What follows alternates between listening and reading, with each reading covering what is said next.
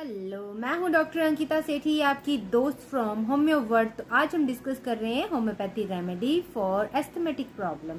किसी को अगर सांस की तकलीफ रह रही है, अस्थमा की प्रॉब्लम रह रही है, लंबे समय से सांस की प्रॉब्लम रह रही है और बहुत ज़्यादा प्रॉब्लम रह रही है, इन्होंने एलोपैथी बहुत खाई है लेकिन एलोपैथी से कोई आराम नहीं आया, इवन सांस की प्रॉब्लम बढ़ती जा रही है, क्रॉनिक प्रॉब्लम है, मतलब लंबे समय से ये प्रॉब्लम रह रही है जिसकी वजह से पेशेंट परेशान चल रहा है।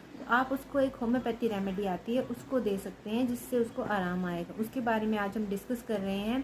तो सबसे पहले जो मेरे चैनल पर नए हैं प्लीज़ मेरे चैनल को सब्सक्राइब कीजिए और लाइक कीजिए, और जिन लोगों ने मेरे चैनल को सब्सक्राइब किया है, लाइक किया है, उनका बहुत बहुत शुक्रिया, धन्यवाद। तो स्टार्ट करते हैं वीडियो।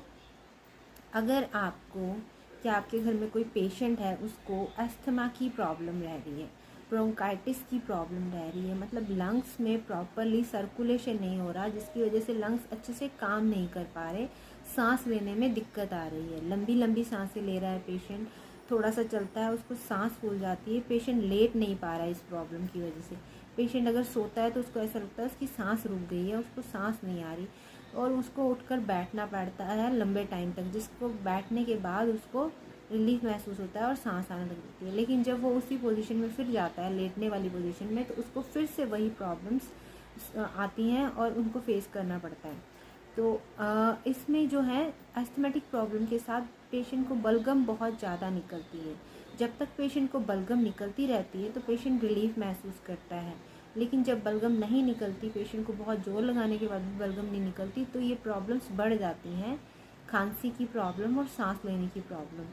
छाती को आप चेक करेंगे विद स्टेथो तो बहुत ज़्यादा व्हीजिंग साउंड आती है, छाती में आवाज़ आती है, गड़गड़ की आवाज़ आती है और अजीब सी सीटी टाइप आवाज़ आती है पेशेंट की, आप छाती चेक करेंगे तो उस टाइम में एक होम्योपैथी रेमेडी आती है। होम्योपैथी रेमेडी का नाम है ग्रैंडेलिया रोबस्टा।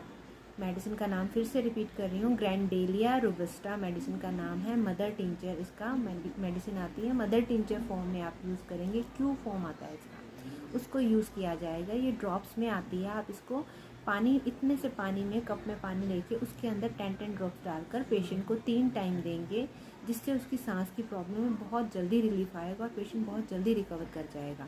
इस मेडिसिन को आप 3 बार 10-10 बूंदे देंगे पानी में डालकर, जिसके लेने के बाद आपको 15-20 मिनट पहले और बाद में कुछ नहीं खाना, जिससे पेशेंट को बहुत जल्दी रिलीफ आएगा, बहुत अच्छा रिजल्ट देती है। सो यूज़ दिस मेडिसिन, और इस मेडिसिन को यूज़ कीजिए और इसके रिजल्ट देखिए। So thank you for watching, please like and subscribe my videos.